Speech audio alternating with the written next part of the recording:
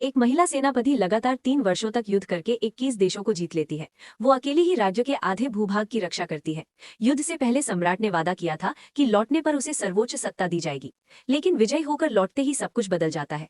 दरबार में उसे केवल 10 रुपए दिए जाते हैं और कहा जाता है कि यही उसकी शादी का दहेज है।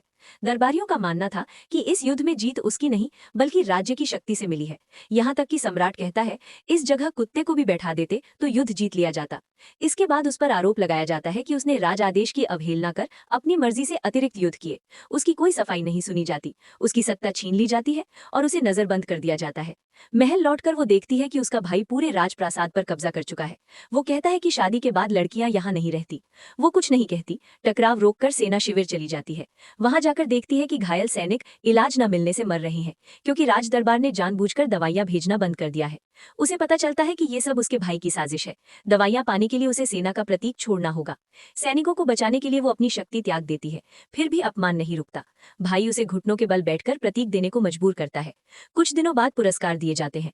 भाई को पहाड़ों जितनी संपत्ति मिलती है। युद्ध लड़ने वाले सैनिकों को कुछ भी नहीं मिलता और उसे मिलते हैं सिर्फ 10 रुपए और जबरन शादी का आदेश। सम्राट कहता है, तुम एक महिला हो, तुम्हारी जगह घर संसार में है। ये सुनते ही उसके भीतर सब कुछ टूट जाता है। इसके बाद और भी भयानक खबर आती है।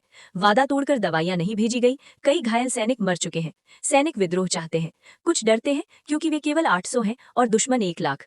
तब वो कहती है, 800 ही काफी है। उसके गुप्त छाया योद्धाओं के लिए 1 लाख नहीं, करोड़ भी हो तो हम पीछे नहीं हटेंगे। वो अंतिम निर्णय लेती है, अगर महिला होना ही अपराध है तो वो इतिहास बदल देगी। पहला प्रहार वो स्वयं करती है। युद्ध शुरू हो जाता है।